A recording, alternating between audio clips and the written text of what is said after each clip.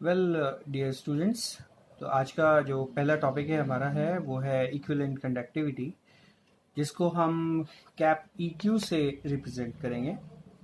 हम पढ़ चुके हैं मोलर कंडक्टिविटी के बारे में। तो मोलर कंडक्टिविटी में हमने कंसीडर किया था वन मोलर इलेक्ट्रोलाइटिक सॉल्यूशन, उसकी जो कप्पा वैल्यू है या उसका आपके स्पेसिफिक कंडक्टेंस जो है उसी को हम कहेंगे मोलर कंडक्टिविटी। यहाँ हम बात कर रहे हैं आपके इक्विवेलेंट कंडक्टिविटी के लिए। तो फॉर्मूले में थोड़ा सा चेंज हो जाएगा, और वो चेंज क्या है, लेट्स सी दैट। यहाँ हम लिख सकते हैं cap EQ that will be equal to kappa into 1000, that means the specific conductivity upon, yes, it's a normality। बस वेरिएशन जो आना है वो यहीं आना है, आप समझ गए होंगे आई थिंक। अगर हम मोलर कंडक्टिविटी के लिए डिस्कस करते हैं तो यहाँ पर मोलरिटी आ जाएगा, तो वन मोलर इलेक्ट्रोलाइटिक सोल्यूशन के लिए कंसीडर किया जाएगा। लेकिन अगर हम इक्विवेलेंट कंडक्टिविटी के लिए बात करेंगे तो इसको रिप्रेजेंट करेंगे कैप EQ से, और यहाँ मोलरिटी के प्लेस पर क्या आ जाएगा, नॉर्मेलिटी। और नॉर्मेलिटी निकालना जो है हमने आपको बताया था सॉल्यूशन वाले चैप्टर के अंदर, किसी भी तरह से इसको कंसीडर किया जा सकता है।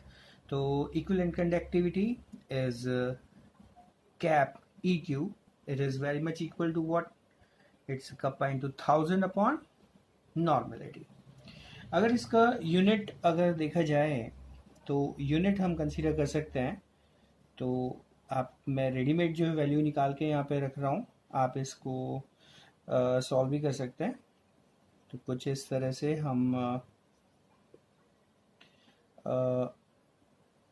निकाल सकते हैं इसकी वैल्यू। तो यहाँ पर आ जाएगा ओम इनवर्स, ये हो जाएगा आपकी सेंटीमीटर स्क्वायर, ठीक है। और यहाँ हम ले सकते हैं ग्राम, और वो है इक्विवेलेंट्स, ये ऊपर चला जाएगा तो इनवर्स में आ जाएगा, कुछ इस तरह से। अगर इसको दूसरे वे में डिनोट किया जाए तो हम इसको लिख सकते हैं it's ohm inverse centimetre square और EQ इनवर्स, कुछ इस तरह से। इसको साइमन में लिखा जा सकता है सेंटीमीटर स्क्वायर EQ इनवर्स। तो ये इक्विवेलेंट कंडक्टिविटी, ऑलराइट। आइए देखें अगला टॉपिक जो है, और वो है मेजरमेंट ऑफ रेजिस्टेंस। ये इलेक्ट्रिकल रेजिस्टेंस है, और इससे हम निकालेंगे फिर further conductance that is G, फिर निकालेंगे स्पेसिफिक रेजिस्टेंस, राइट, और फिर इसके बाद में स्पेसिफिक कंडक्टिविटी, और फिर मोलर कंडक्टिविटी। और इन सबको हम कैलकुलेट कर सकते हैं, वो है आपके व्हीटस्टोन ब्रिज से। अब व्हीटस्टोन ब्रिज जो होता है वो किस तरह से वर्क करता है, ये आपने फिजिक्स में थोड़ा पढ़ा होगा, ठीक है। देखते हैं अपने किस तरह से हम बेसिकली R का वैल्यू जो है कैलकुलेट करेंगे। तो इसके लिए सबसे पहले हमें व्हीटस्टोन ब्रिज जो है वो रेडी करना है with the unknown resistance basically, जो कि हमें इलेक्ट्रोलाइटिक सेल को कंसीडर करना है। तो देखते हैं इसका फर्स्ट ऑफ ऑल डायग्राम जो है वो किस तरह का होगा। तो डायग्राम जो है वो यहाँ हम मेंशन कर सकते हैं कुछ इस तरह से। कुछ इस तरह से आप दो रेजिस्टर्स जो हैं लगाएंगे, और यहाँ एक सेंटर में लगाएंगे गैल्वेनोमीटर, जो कि नल पॉइंट पर जो है कोई डिफ्लेक्शन शो नहीं करेगा। यहाँ पर एक और हम रेजिस्टेंस लगा रहे हैं, और एक जो सेल, जो इलेक्ट्रोलाइटिक सेल जो है जिसका हमको R का वैल्यू निकालना है, उसको हम कंसीडर करेंगे। यहाँ पर सपोज कीजिए ये एक इलेक्ट्रोड हो गया, और सिमिलरली एक इलेक्ट्रोड और दूसरा वाला जो है हम यहाँ कंसीडर कर लेते हैं। कुछ इस तरह से इनका कनेक्शन बना दिया जाएगा।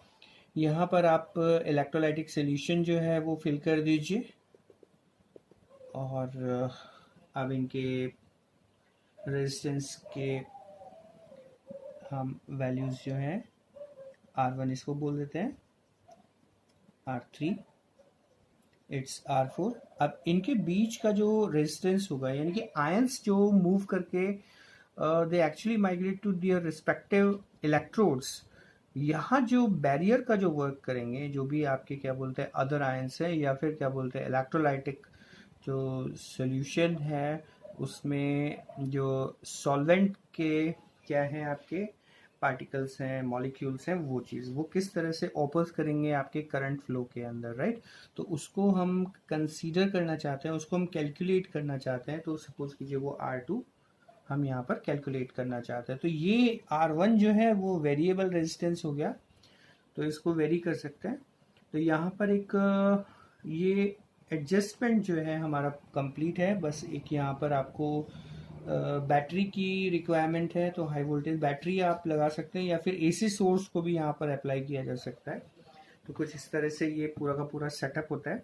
यहाँ पर एक चीज़ नोटिस करने वाली बात ये होती है कि बेसिकली जो ये जो मेजरमेंट हम कर रहे हैं किसी भी आपके इलेक्ट्रोलाइटिक सेल के लिए R2 का वैल्यू जो निकाल रहे हैं वो बैलेंसिंग ऑफ रेजिस्टेंस पर आपके डिपेंड करता है। यहाँ पर फॉर्मूला ये कहता है कि R1 upon R2 that will be equal to its R3 upon R4। Formula कहता है ये कि यानी कि रेशियो ऑफ R1 और R2, इनका रेशियो R1 R2 का रेशियो R3 R4 के रेशियो के क्या होगा, इक्वल होगा। तो यहाँ पर ये जो आपके R1 जो है, जो वेरिएबल आपके रेजिस्टेंस है, इसकी वैल्यू भी हम कैलकुलेट कर सकते हैं। तो यहाँ कह सकते हो आप कि R1 R3 और R4 ये तीनों के तीनों रेजिस्टेंस जो है वो कैसे हैं बेटा, नोन है, ये नोन रेजिस्टेंसेस है। लेकिन जो R2 का वैल्यू है, यानी कि हमें इनके बीच में जो आपके ओपोज कर रहा है जो करंट जो है, ठीक है, R2 यानी रेजिस्टेंस जो निकालना है, इसके बीच के जो आयंस का जो आपके मूवमेंट है उसमें कौन सा रेजिस्टेंस जो आपके लग रहा है यानी कि R2, उसको कैलकुलेट करना चाहते हैं। ये अननोन हो गया, ठीक है, इसको मैं क्वेश्चन मार्क रख रहा हूँ। तो अगर मैं इसको क्रॉस मल्टीप्लाई करता हूँ यहाँ पर, ठीक है, ये बैलेंसिंग वाली कंडीशन है, इस पर जो है आपके जी पर कोई डिफ्लेक्शन नहीं आएगा। तो आप व्हीटस्टोन ब्रिज को आई थिंक समझ गए होंगे। और यहाँ पर मैं R2 का वैल्यू जो है कैलकुलेट करना चाहता हूँ। तो R2 जो हो जाएगा वो हो जाएगा आपके R1 into R4 upon R3। कुछ इस तरह से हम R2 का वैल्यू जो है वो कैलकुलेट कर सकते हैं, ठीक है। अब इनके बीच का रेजिस्टेंस हमारे पास आ गया है। तो जब रेजिस्टेंस आ जाएगा यानी R का वैल्यू तो हम निकाल चुके हैं, ठीक है, तो इसी के साथ हम G का वैल्यू भी निकाल सकते हैं। तो G का वैल्यू क्या होता है, यानी कि कंडक्टेंस क्या होता है। तो कंडक्टेंस होता है G that is equal to 1 upon what, R2। जब R2 का वैल्यू हम कैलकुलेट कर लेंगे, इनकी वैल्यू सबकी नोन होगी, then we can go for what, G equal to 1 upon what, R2। इस तरह से हम कैलकुलेट कर सकते हैं, ठीक है। तो हमारा G यानी कंडक्टेंस जो है निकल के आ जाएगा। अब G जब आप निकाल लेंगे, ठीक है, तो इसी से ही रिलेटेड जो है हमारा रो है, यानी कि आपके स्पेसिफिक रेजिस्टिविटी, यानी कि आप इस रो को निकाल सकते हो। रो क्या होता है, रो होता है क्या, इट्स व्हाट इज रो, रो को हम क्या कहेंगे, it's R2A upon L, right.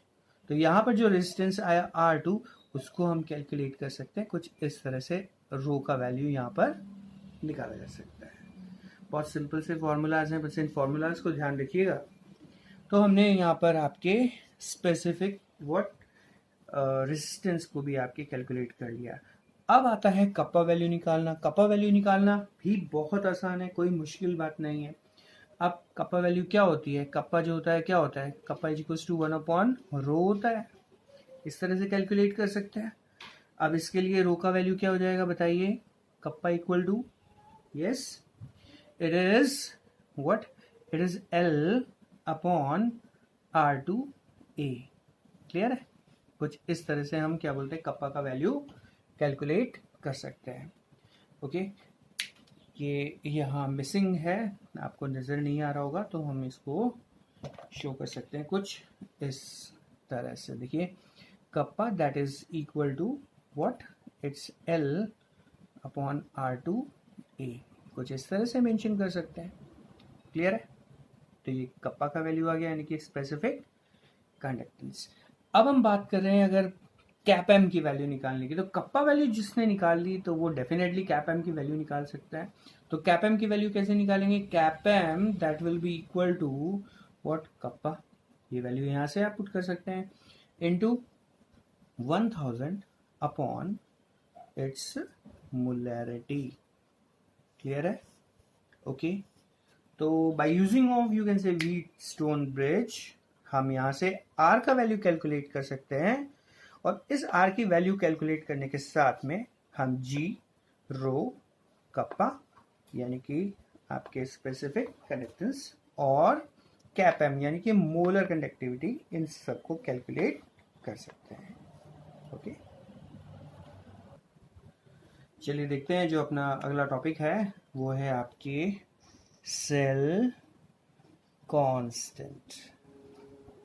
Okay cell constant, अगर सेल कांस्टेंट के बारे में पूछा जाता है तो सबसे पहले इसका रिप्रेजेंटेशन पता होना चाहिए। तो रिप्रेजेंटेशन होता है आपका जी स्टार से, इसको जी स्टार से रिप्रेजेंट करते हैं। अब यहाँ पर एक छोटा सा फॉर्मूला जो है वो अच्छे से याद रखिएगा, और वो क्या है देखिए जरा। फॉर्मूला ये है के तो जानते हैं कप्पा यानी कि कंडक्टिविटी, ठीक है, कौन सी?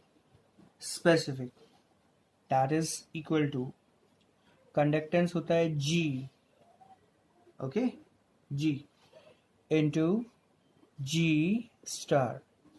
अब जी स्टार मैंने बताया सेल कांस्टेंट, ठीक है, तो मैं यहाँ पर सेल कांस्टेंट यानी कि जी स्टार को लिखना चाहता हूँ, तो क्या लिखेंगे? It's what? Kappa right upon what? क्या लिखेंगे? जी। क्लियर है? कुछ इस तरह से मेंशन किया जा सकता है। अगर हम ओवरऑल कैलकुलेट करें तो यहाँ पर जी स्टार का जो आपके क्या वैल्यू आता है, इट्स एल अपॉन ए। क्यों आता है ये तो आप समझ ही गए होंगे क्यों आएगा, क्योंकि जो आर की वैल्यू जो है दोनों में यानी कि इसमें और इसमें एक दूसरे से क्या हो जाएगी? कैंसिल हो जाएगी। क्लियर है? और कैंसिल होने के बाद में आपको मिलेगा G star that is equal to what? L upon A. अब अगर इसका हम यूनिट डिसाइड करें तो यूनिट डिसाइड करेंगे तो क्या हो जाएगा? G star that is equal to, अब ऊपर वाले चाहे इसको आप सेंटीमीटर में ले लीजिए, नीचे क्रॉस सेक्शनल एरिया है तो सेंटीमीटर स्क्वायर हो जाएगा, तो क्या आएगा?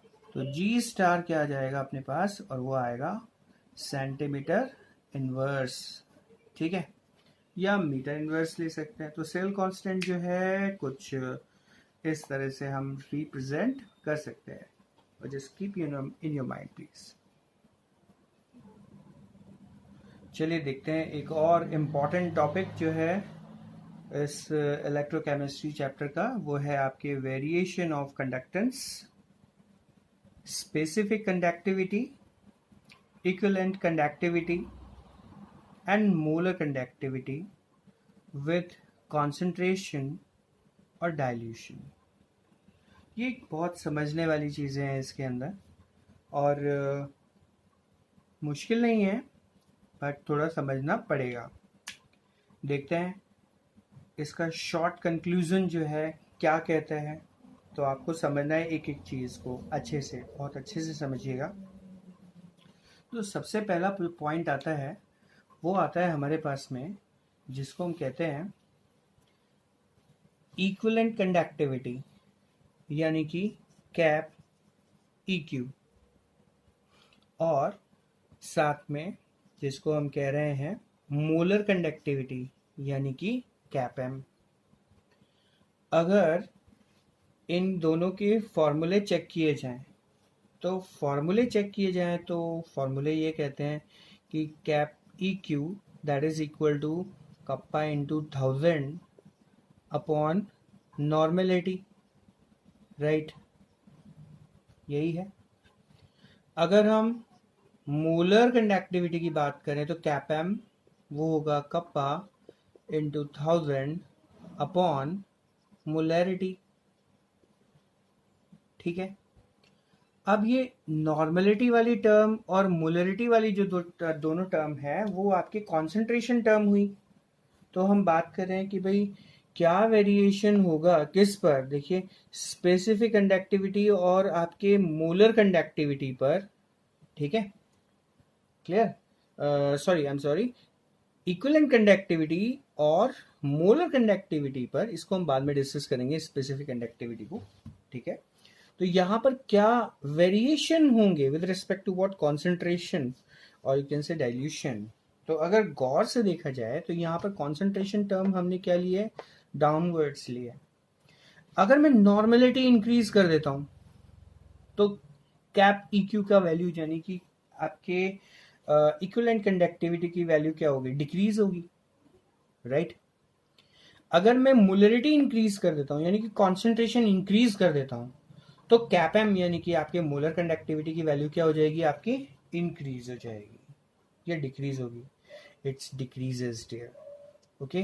तो हम यह लिख सकते हैं कि कैप EQ लीजिए या कैप M लीजिए, ये इन्वर्सली प्रोपोर्शनल होंगे कि इनके कॉन्सेंट्रेशन के, क्लियर है, कुछ इस तरह से मेंशन कर सकते हैं इनको, यानी कि कॉन्सेंट्रेशन बढ़ाएंगे तो कैप EQ कैप M का वैल्यू क्या होगा, कम होगा, ठीक है।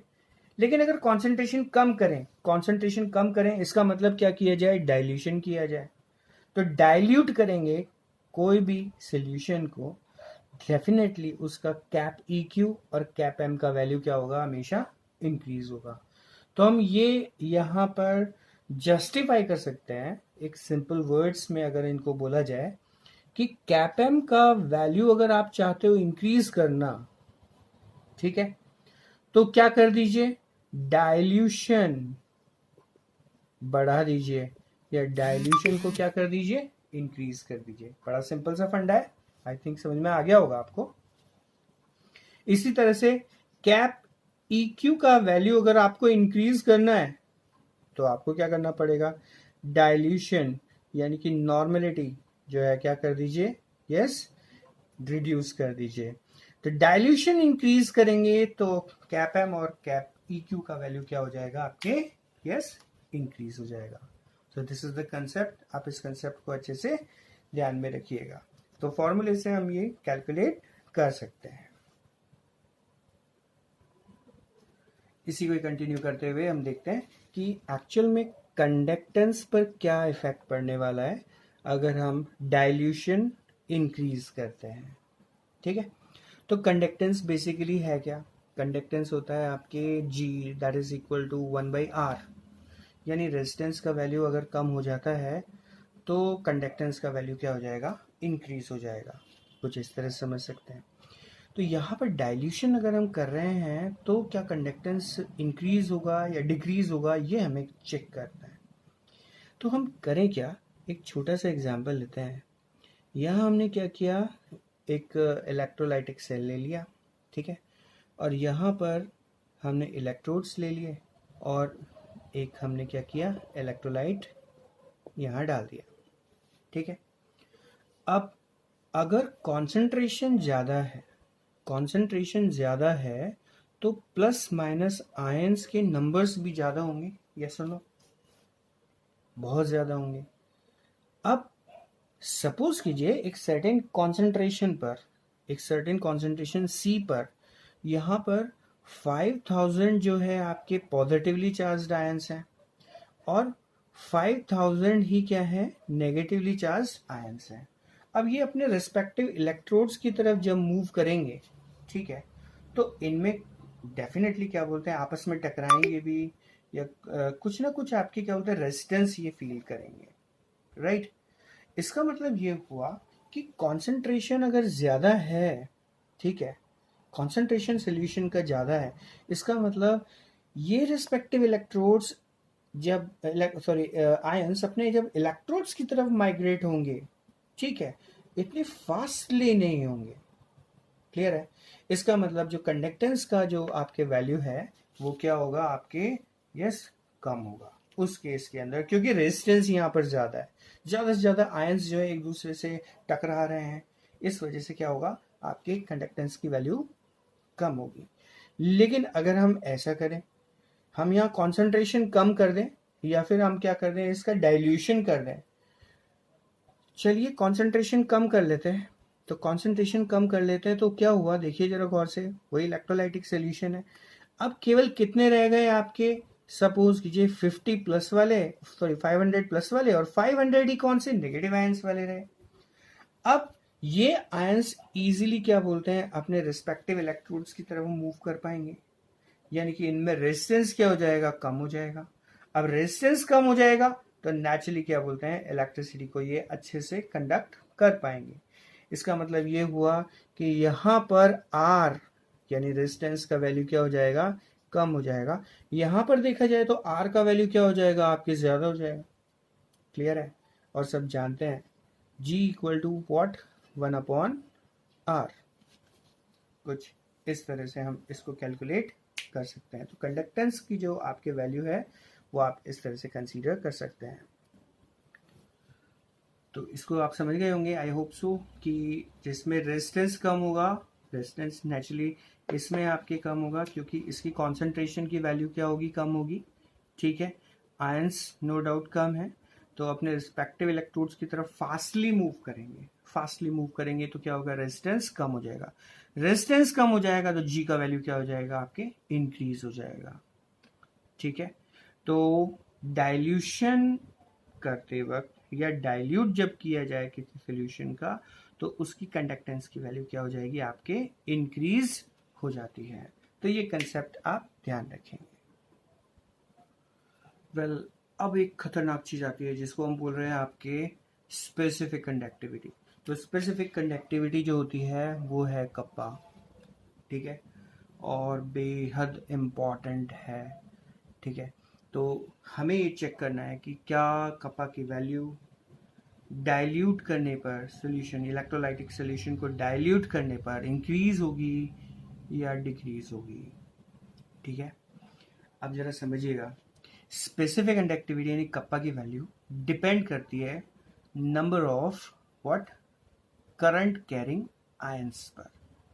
कितने आयंस मूव कर रहे हैं one electrode to another electrode, I mean to say solution में कितने आयंस मूव कर रहे हैं, जो कि करंट कैरिंग क्या है, आयंस हैं। ठीक है, अगर इसका डेफिनेशन और ये सब चीज़ देखा जाए तो आपको मैंने क्लियर किया था कि अगर ये आपके पास इलेक्ट्रोड है, ठीक है, जिसका क्रॉस सेक्शनल एरिया कितना है, वही 1 सेंटीमीटर स्क्वायर।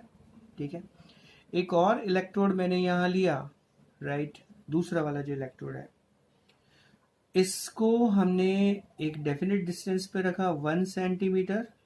ठीक है, तो यहाँ पर एक ट्यूब डेवलप हो गया था, याद कीजिए। ठीक है, अब अगर मैं इसको एक कंटेनर में ले रहा हूं, ठीक है, कुछ इस तरह से एक्सप्लेन किया था। तो स्पेसिफिक कंडक्टिविटी में बहुत ध्यान से सुनिएगा, अगर मैं यहां पर सॉल्यूशन डाइल्यूट कर रहा हूं, सॉल्यूशन डाइल्यूट कर रहा हूं, इसका मतलब आयंस के नंबर्स कम हो गए। ठीक है, आयंस के नंबर्स कम हो जाएंगे तो उनका माइग्रेशन भी अपने रिस्पेक्टिव इलेक्ट्रोड्स की तरफ जो हो जाएगा वो क्या हो जाएगा, कम हो जाएगा। ध्यान रखिएगा। ठीक है, मान लीजिए जब हमने डाइल्यूट किया सॉल्यूशन को, ठीक है, तब केवल 50 पॉजिटिव और 50 ही नेगेटिव आयंस जो है मूव करके जा रहे थे। ठीक है, इन केस जब हमने क्या किया, इसको डाइल्यूट किया था, जब हमने डाइल्यूट किया तो 50 पॉजिटिव और 50 नेगेटिव आयंस जो है मूव करके जा रहे थे। तो डेफिनेटली डाइल्यूट करने पर नंबर ऑफ आयंस का जो आपके यहाँ पर क्या है, बेसिकली नंबर्स जो है वो क्या हो गए, डिक्रीज हो गए। स्टार्टिंग में जब सी कॉन्सेंट्रेशन था, एक पर्टिकुलर सी कॉन्सेंट्रेशन था, तब कितने आपके आयंस थे, 5000 प्लस वाले और 5000 कौन से, नेगेटिव वाले। ठीक है, मैक्स नंबर ऑफ आयंस थे वो आपके मूव कर रहे थे इधर उधर अपने इलेक्ट्रोड्स की तरफ, राइट। तो यहाँ पर एक बहुत इंपॉर्टेंट चीज जो है वो ये ध्यान रखिएगा कि आपका जो वॉल्यूम है वो है 1 सेंटीमीटर क्यूब। इसमें नंबर ऑफ आयंस जो थे, कॉन्सेंट्रेशन जब ज्यादा थी तो ये इतने थे, ज्यादा थे, यानी कि कप्पा का वैल्यू जो है, स्पेसिफिक कंडक्टिविटी का वैल्यू जो होता है हमेशा इंक्रीज होगा। कब? जब क्या बोलते हैं, कॉन्सेंट्रेशन इंक्रीज होगा। Just keep in your mind. लेकिन जब क्या बोलते हैं कप्पा का वैल्यू हमें डिक्रीज करना है तो कॉन्सेंट्रेशन क्या कर दीजिए, यस डिक्रीज कर दीजिए, यानी कि क्या कर दीजिए, डाइल्यूशन कर दीजिए। डाइल्यूट कर देंगे तो क्या हो जाएगा, 5000 से कितने हो जाएंगे, 50-50, राइट। तो हम इसको इस तरह से समझ सकते हैं। तो शॉर्ट में ये पूरा का पूरा टॉपिक जो है अगर हमें समझना है तो हम कुछ इस तरह से समझ सकते हैं। Let's see that. तो आइए देखते हैं एक बार शॉर्ट में इसको किस तरह से हम एक्सप्लेन करेंगे। तो यहाँ पर कैप EQ का वैल्यू अगर हमें बढ़ाना है तो डाइल्यूट कर दीजिए सोल्यूशन को, ठीक है, या कॉन्सेंट्रेशन कम कर दीजिए। अगर कैप एम का वैल्यू इंक्रीज करना है, मूलर कंडक्टिविटी की वैल्यू बढ़ानी है तो डाइल्यूशन क्या कर दीजिए, इंक्रीज कर दीजिए। अगर हमें G यानी कंडक्टेंस की वैल्यू बढ़ानी है, इलेक्ट्रिकल कंडक्टेंस की वैल्यू बढ़ानी है तो R का वैल्यू कम होना चाहिए। तो R का वैल्यू कम होगा, कब होगा, जब डाइल्यूशन हम क्या कर देंगे, इंक्रीज कर देंगे, ठीक है। और अगर हमें कप्पा का वैल्यू डिक्रीज करना है, श्योरली डाइल्यूशन को क्या कर दीजिए, इंक्रीज कर दीजिए। तो ये बहुत इंपॉर्टेंट टॉपिक है। तो अगर ये टॉपिक आपको आ गया है देन वेल एंड गुड, तो आपको आगे की और चीज़ें भी समझ में आ जाएंगी। लेकिन अगर ये टॉपिक नहीं आया है आपको तो आप पॉज कीजिएगा और वापस से क्या बोलते हैं इस पोर्शन को जरूर से जरूर चेक कीजिएगा। ये तभी आपको क्लियर होगा जब आप समझ पाएंगे इनकी definitions, conductance, specific conductivity, equivalent conductivity, Müller conductivity, ये सब का जब डेफिनेशन, इनके फॉर्मूले जब तक आपको समझ में नहीं आएंगे तब तक आप इस आपके पोर्शन को समझ पाने में असमर्थ रहेंगे, ठीक है। तो एक बार दोबारा से क्या बोलते हैं रिकैप कीजिएगा और रिकैप करने के बाद में आप इसको वापस से पढ़िएगा। आई होप सो ये आपको क्लियर हो जाएगा। आइए देखें एक और अगला टॉपिक जो बोर्ड के लिहाज से जो है बेहद इम्पॉर्टेंट है और कई बार बोर्ड में क्वेश्चन आ चुका है, और वो है आपकी variation of molar conductivity with concentration. तो मोलर कंडक्टिविटी का क्या वेरिएशन रहता है विद रिस्पेक्ट टू कॉन्सेंट्रेशन, ये हमें इसके अंदर स्टडी करना है। तो इसको स्टडी करने से पहले आप इतना तो जानते ही हैं कि भाई इलेक्ट्रोलाइट के बारे में, ठीक है। तो इलेक्ट्रोलाइट की कहानी तो सब मालूम ही है कि ऐसे सब्सटेंस है जो कि अपने आयंस में बेसिकली ब्रेक हो जाते हैं, ठीक है, whenever we provide the electricity, okay. तो उनको हम कहेंगे इलेक्ट्रोलाइट। अब इलेक्ट्रोलाइट जो होते हैं दो तरह के होते हैं बेटा, एक तो होता है कौन सा, स्ट्रॉन्ग, और एक कौन सा हुआ, वीक, क्लियर। तो वीक और स्ट्रॉन्ग दो तरह के इलेक्ट्रोलाइट हुए। अब वीक इलेक्ट्रोलाइट का मीनिंग क्या है, जो बहुत लेस अपने रिस्पेक्टिव आयंस के अंदर ब्रेक हो, right, whenever you provide the electricity. Example जैसे मैंने दिया था आपको याद होगा, CH3COOH acidic acid, it's a weak acid, right. और अगर हम स्ट्रॉन्ग इलेक्ट्रोलाइट के बारे में बात करें तो स्ट्रॉन्ग इलेक्ट्रोलाइट वो हो गए जो अपने आयंस में बहुत जल्दी और यानी quickly they can dissociated into their respective ions, और बहुत एक्सेस में यानी कि कंप्लीटली आयनाइज होने की इनमें टेंडेंसी होगी, राइट। तो उनको हम बोलेंगे स्ट्रॉन्ग इलेक्ट्रोलाइट।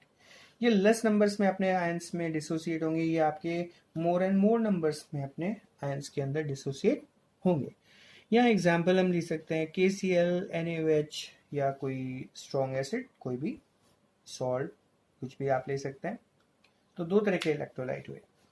अब यहाँ पर हमें देखना है कि कॉन्सेंट्रेशन क्या क्या इंपॉर्टेंस रहता है अगर हम मोलर कंडक्टिविटी को कंसीडर करते हैं फॉर वीक इलेक्ट्रोलाइट और फॉर स्ट्रॉन्ग इलेक्ट्रोलाइट। तो यहाँ पर एक इक्वेशन जो है हमें एक समझनी होगी। वो इक्वेशन जो है आपके डिबाय हकल इक्वेशन है, इसका अपने यहाँ पे ज़्यादा कोई जिक्र ऐसा नहीं दिया है, लेकिन इसको समझने का एक पॉइंट है, इसको अच्छे से याद भी कीजिएगा।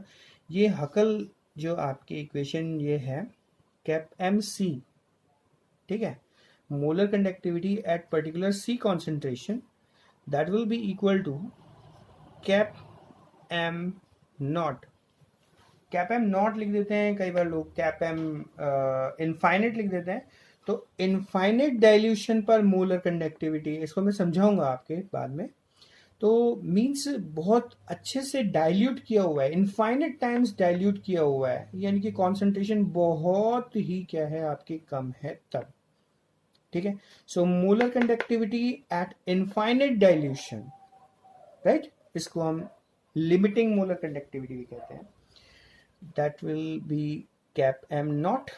और यहाँ एक और हम ले रहे हैं constant A, that is actually depend upon nature of the, you can से इलेक्ट्रोलाइट, टेम्परेचर, और कह सकते हैं उसके कांस्टेंट है, ठीक है, जो इलेक्ट्रोलाइट के बेसिकली नेचर पे डिपेंड करता है, ठीक है।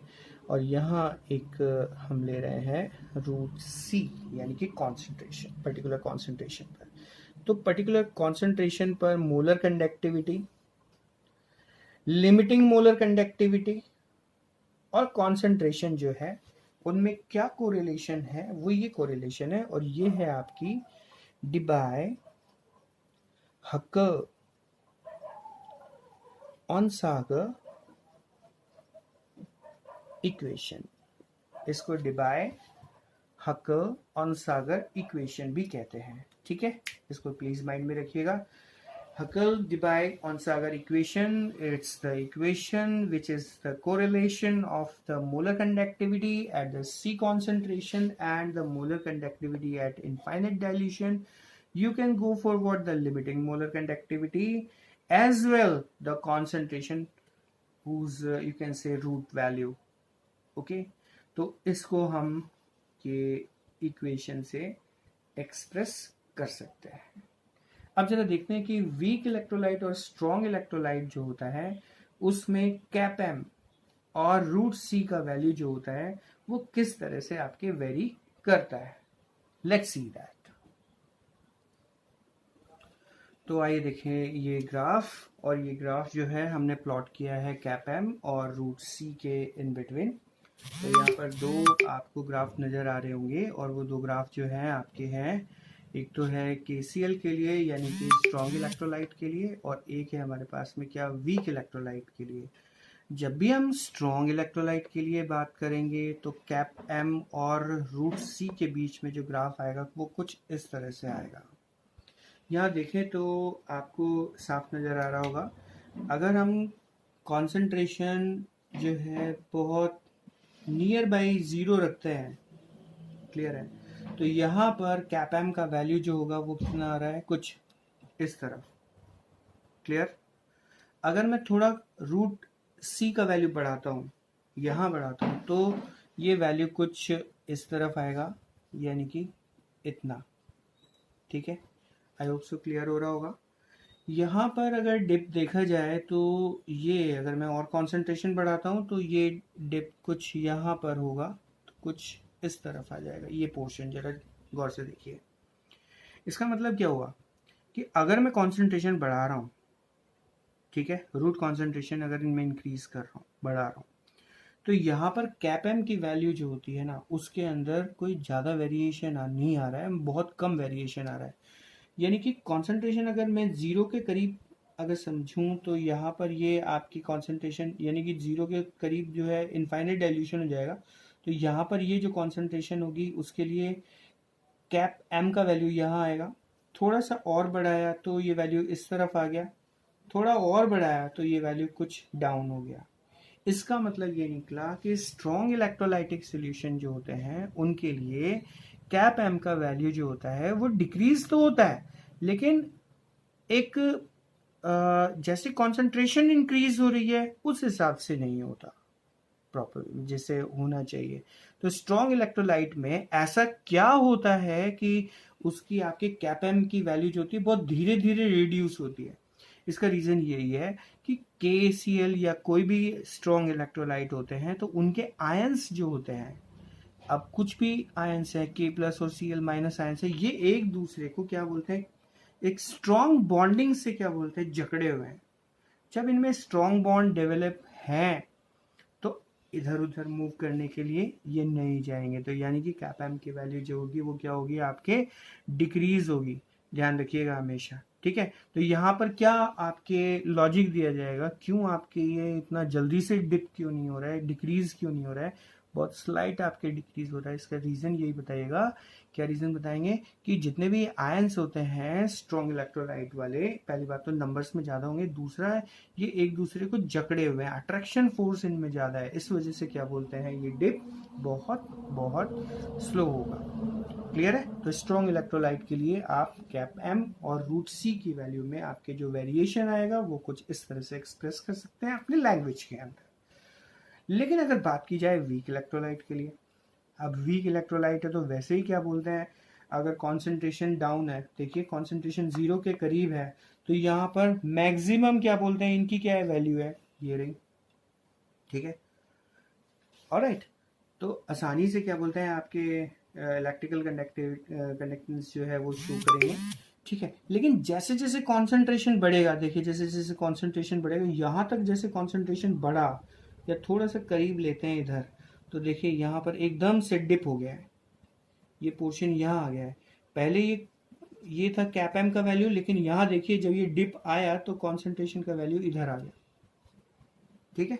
तो ये डिप जो हुआ है, ठीक है, वो आप ध्यान रखिएगा, ठीक है।